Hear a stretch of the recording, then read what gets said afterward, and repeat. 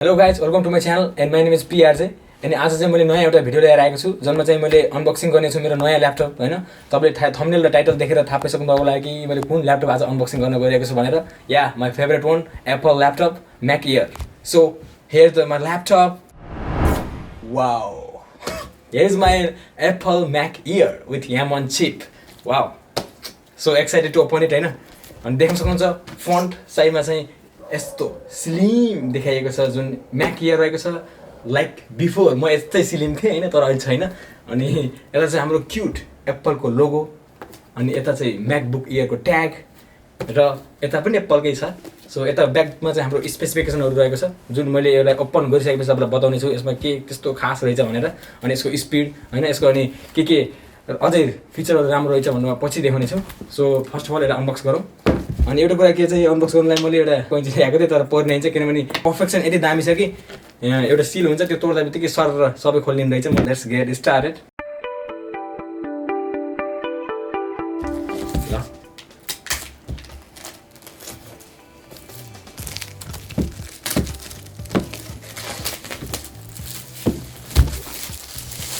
wow wow wow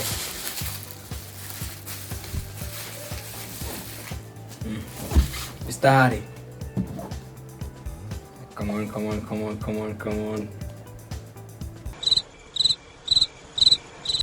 कति tight हो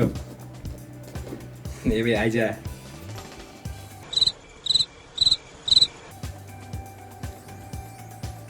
wow sound त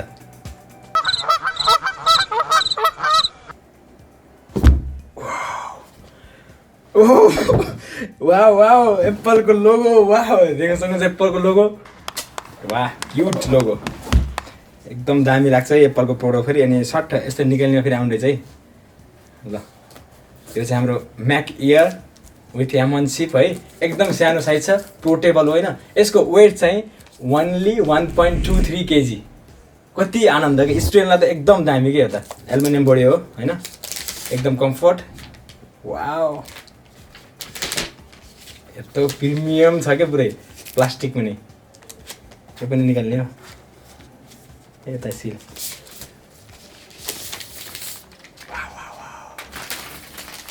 ल यस्तो छ हाम्रो स्लिम छ एकदम हेर्नु न यति पातलो छ नि बाफ रे एकदम पातलो के वाह एकछिन यसलाई राखौँ अनि यहाँ बक्समा के छ हेरौँ है त यसमा चाहिँ design by apple in California wow एप्पलको गन्ध पनि क्या मिठो यार अनि म्याकबुक एयर लेखेको छ है अनि यहाँ चाहिँ एक्स्ट्रा कुराहरू लेखेको छ यो एकछिनमा पढौँला अनि हामीसँग चार्जर रहेको छ फास्ट चार्जिङ 30 वाट यसको क्यापेसिटी रहेको छ होइन अनि यो टाइप सी केबलमा दिएको रहेछ दुइटै नै टाइप सी रहेछ त्यही भएर फास्ट अझै फास्ट हुन्छ होइन टाइप सी त निकै फास्ट हुने हाल्छ अनि यसलाई चाहिँ एकदम साइडमा राखौँ वाह यस्तो सिल तोड्दा पनि कस्तो मजा आउँछ क्या तार चाहिँ कति मिटर लगभग कति मिटर छ होला यो एकदम दामी लामो छ अनि यो चाँडै डटी हुन्छ त्यही भएर एकदम केयर गरेर गर्नुपर्छ ल अब हामीले ल्यापटप खोलौँ है यो चाहिँ बक्स रहेको छ अब रित्यो यतिमै रित्यो तर एप्पल स्टिकर हुनुपर्ने हो एप्पल स्टिकर त म देखिरहेन ओ एप्पल स्टिकर चाहिँ दुइटा आएको छ यो चाहिँ कुनै ल्यापटपमा अरू ल्यापटपमा नै जस्तै यो मेरो एसरको ल्यापटप हो यो एसरको लागि मैले एप्पल पढ्न सक्छु टाँसेर स्टिकर अरू म्यानुअल छ यसलाई नपढौँ है सो यसको ल्यापटप खोलिहालौँ म त ल्यापटप एकदम I'm so excited to open अब सुरुमा चार्ज लगाएर खोल्नुपर्छ यो चाहिँ रुलै हो जुन कम्पनीको पनि यसको मात्रै होइन पहिला चार्ज लगाउँ चार्ज जोड्ने चाहिँ कसरी हो यसो हेर्नु है ठ्याक्क यो फेरि खोलेकै रहन्छ एकदम यस्तो क्वालिटी कुरै नगर्नु कि एकदम क्वालिटी साइनिङ छ क्या ओ यहाँ यस्तो रहेछ नि यहाँ के रहेछ भने यहाँ एउटा क्याप जस्तो छ है अनि यो क्यापमा चाहिँ सरक्क यसरी फिट हुँदैछ कि अनि complete type C to type C हो जोडिदिउँ वाउ साउन्ड पनि किटिक्क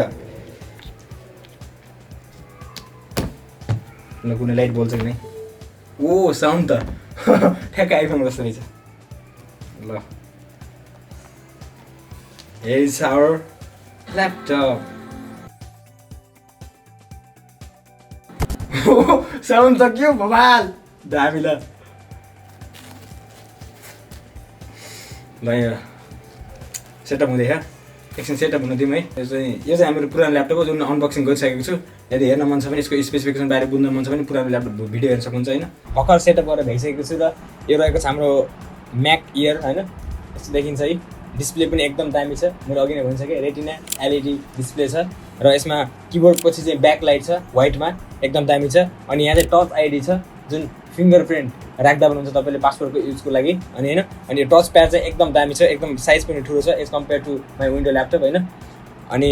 यसको प्रोसेसरको कुरा गर्ने हो भने चाहिँ यसमा M1 चिप छ जुनमा चाहिँ 8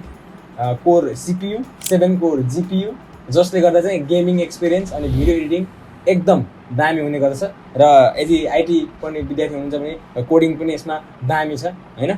अनि अब भिडियो एडिटिङ खतरा भनेपछि त अब कोडिङ त सिम्पल हो होइन यसमा चाहिँ हल्का फुल्का 3D एडिटिङ गर्न मिल्छ त्यस्तो हाई लेभल त भन्न सक्दैन म होइन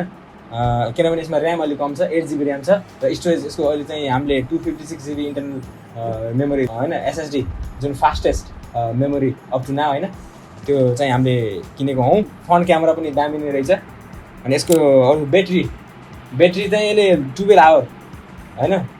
को ब्याकअप दिने रहेछ भने 30 वाटको फास्ट चार्जिङ अनि त्यो 12 आवर त मिनिमम हो अनि 18 आवरसम्म चाहिँ यसले दिने गर्दछ होइन यसको फुल क्यापेसिटी भनेको त्यति हो तर हाम्रो काम चाहिँ अब तपाईँलाई थाहै होला जतिले एडिट गरेर बस्यो ब्याट्रीमै यति पावरफुल छ कि जस्तै मेरो विन्डो ल्यापटप चाहिँ चार्ज प्लगिङ गरेर एडिटिङ गर्नुपर्छ मैले तर यसमा चाहिँ मैले ब्याट्री मात्रै युज गरेर मैले फुल पर्फर्मेन्सका साथ एडिटिङ गर्न सक्छु रेन्डरिङ पनि यसमा उस्तै दामी हुन्छ होइन त्यही भएर नै किने र एकछिनपछि अब मैले PR अनि एडोबी आफ्टर इफेक्ट जुन मैले एडिटिङ काम गर्छु त्यो चाहिँ मैले डाउनलोड गर्नेछु र यही हो ल्यापटप चाहिँ एकदम दामी लाग्यो थोरै यसको सुनौँ है त यसको साउन्ड सुनौँ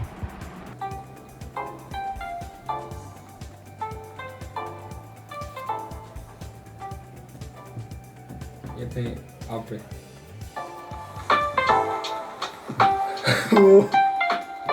रुक्नु एड्डी साउन्ड सुनौँ है ल दामी लाग्यो अनि यसको प्राइस चाहिँ अहिले विथआउट भ्याटको कुरा गर्ने हो भने 129 होइन 1,29,000 खासमा 130 हो अनि विथ भ्याट तपाईँ लिनुभयो भने लगभग दराजमा अथवा ओलिज स्टोरमा 135 हो कि समथिङ 145 यस्तै समथिङ थियो यही सेम डिटेल्स भएको स्पेसिफिकेसन जुन सेम छ यसमा त्यही स्पेसिफिकेसन भएको ल्यापटप किन्नुभयो भने चाहिँ त्यति पर्दछ होइन त्यो चाहिँ मेरो भाइलाई गिफ्ट दिन्छु भाइ यता अलि क्या